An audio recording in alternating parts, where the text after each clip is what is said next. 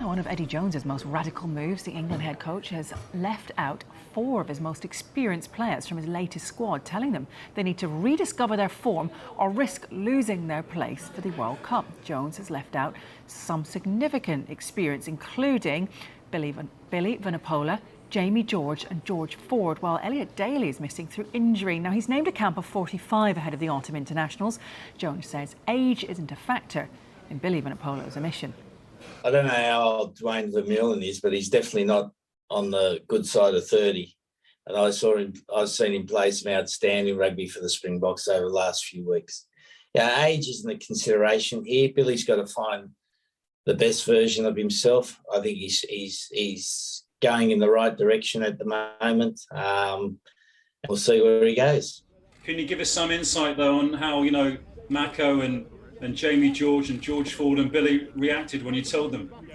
Oh, they're all massively disappointed, mate. But the most important thing is how they respond now. That is the most important thing, is the response we see from them. Whether they go back and they work harder at their game, get their game in really good condition and say, pick me. Well, there are 8 uncapped players in the squad, including Harlequins' Lewis Lina, who's the son of Australia great Michael. Louis Lina's 2 tries against Exeter helped Quins win their first Premiership title for 9 years.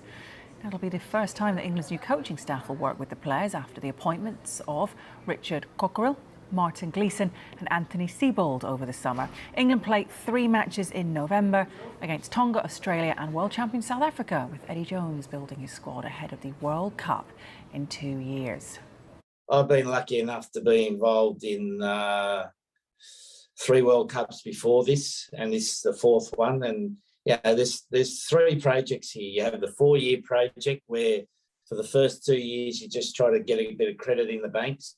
And then you go to the 2-year, which is then about developing your squad for the World Cup, getting the age balance right, which we've tried to address. You can either get too old or you can be too young.